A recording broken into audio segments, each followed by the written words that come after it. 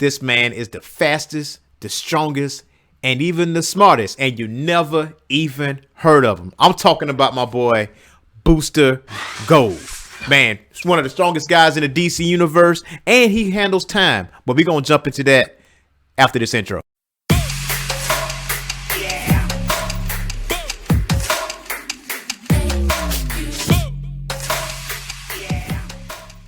Michael John Carter, otherwise known as Booster Gold, made his appearance in Booster Gold #1 in the tender year of 1986. Oh, the 80s. What a wonderful time it was. Now, Booster was created by this guy named Dan Jurgens, not to be confused with Jergens Lotion. But let's pause for Dan here. He is a well-known comic book writer and is known for his works in the death of Superman and creating characters such as Doomsday, Hank Henshaw, aka Cyborg, and our subject for Comics Declassified, Booster Gold. Initially looked at as this show-off hero looking for only the glory by going into the past and staging heroic feats using futuristic technology. You know, while we are on the subject of Mr. Carter here, we got to talk about his abilities. First of all, he is perfectly human, 100% grade A human. He's not an alien. He didn't crash land on the planet. There was no big accident that gave him his abilities. He's just simply from the future. He's simply from the 25th century. Now, this futuristic tech gives him the ability to fly, shoot energy blasts, create force fields, enhance strength, time travel, which is a big thing, enhanced visual abilities, longevity, and he's an expert hand-to-hand combatant. Which is funny because you probably won't think that as we progress in this story.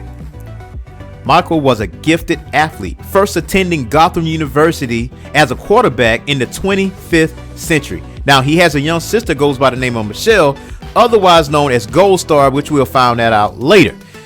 They have a loser father who has a gambling problem and even convinces Michael to throw football games to appease the gambling addiction. And of course, the university finds out, kick his ass out, and now he goes back to Metropolis where he's a security guard for the Metropolis Space Museum, where he learns about the superheroes and villains of the past, particularly the 20th century. Michael has a robot sidekick that goes by the name of Skeets with an artificial intelligence. Now, Skeets has a variety of tools and weapons that he is immune to temporal manipulation and reality. That's a little OP if you ask me. Michael, with the aid of Skeets, stole devices from the museum to get abilities that he has as Booster Gold, such as Brainiac's 5's force field and flight ring, and of course, he grabbed a time spear that was used by Rip Hunter. Pause.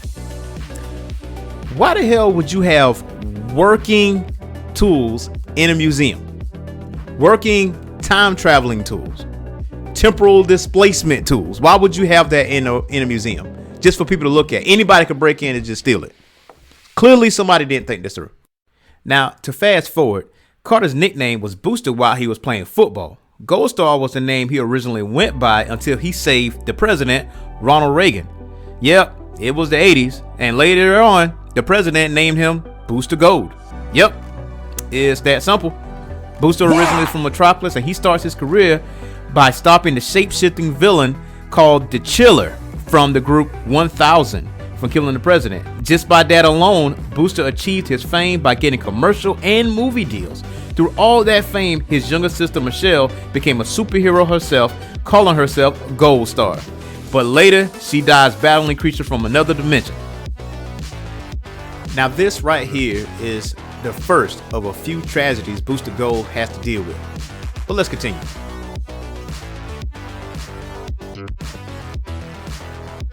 Now, the money that Booster gained, he used it to start a company called Booster Gold International. Pretty smart. And hires this guy called Dirk Davis. That name sounds very sus. And I was right, because Dirk later reveals he is the Manhunter, not to be confused with Martian Manhunter. He siphoned the money from Booster's accounts, leaving this man dead broke. Come on, son. Dirk Davis? That name isn't sus to you, bro? Now we're at the point of the story where Booster Gold joins the Justice League. And yeah, he still have a hard time, but he meets a friend though.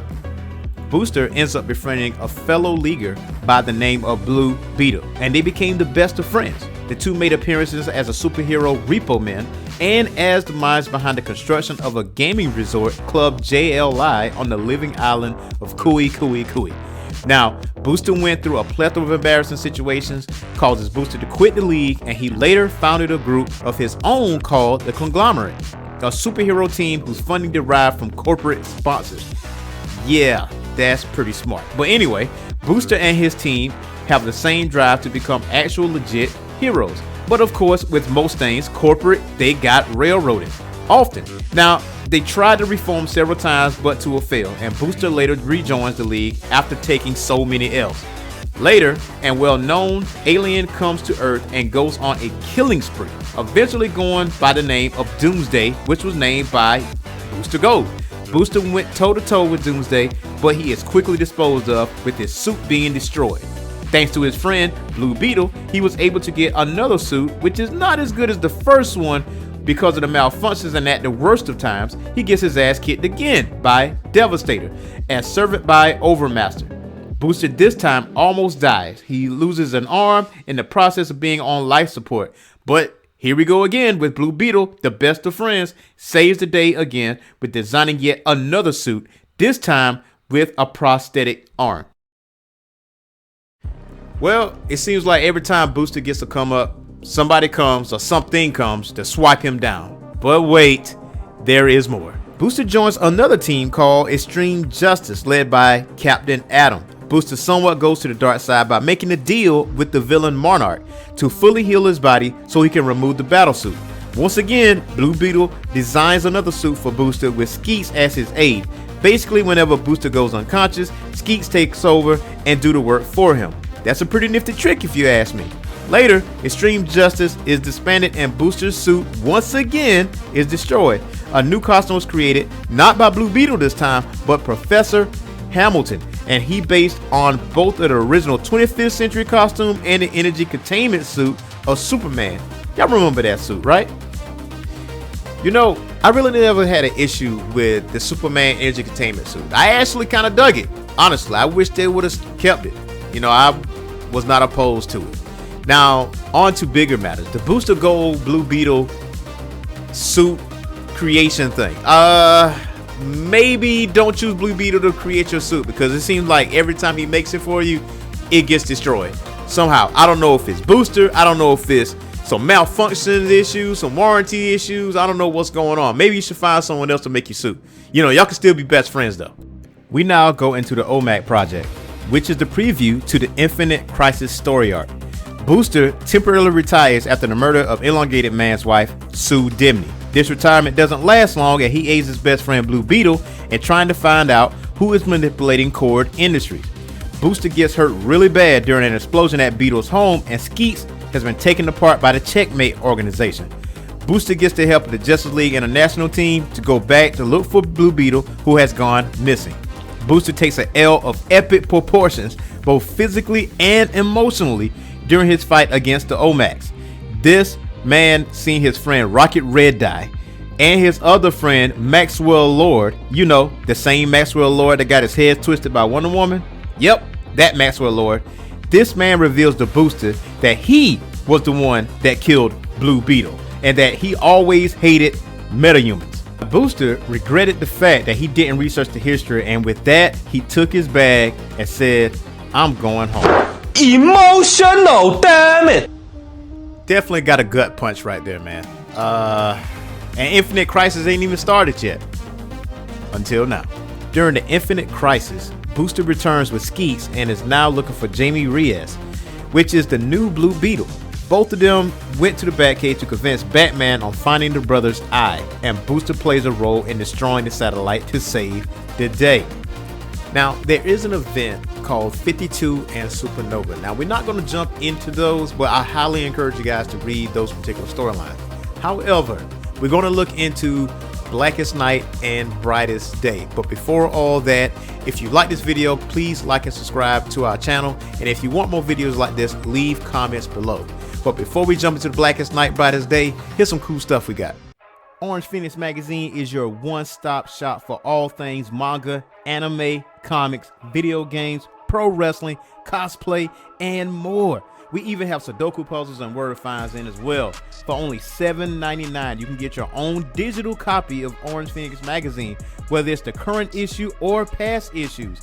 Also, if you want to save a little bit of change, you can join our Patreon for only $5 a month, and you are guaranteed a monthly issue of Orange Phoenix magazine. Who knows? You may be featured in the magazine one day.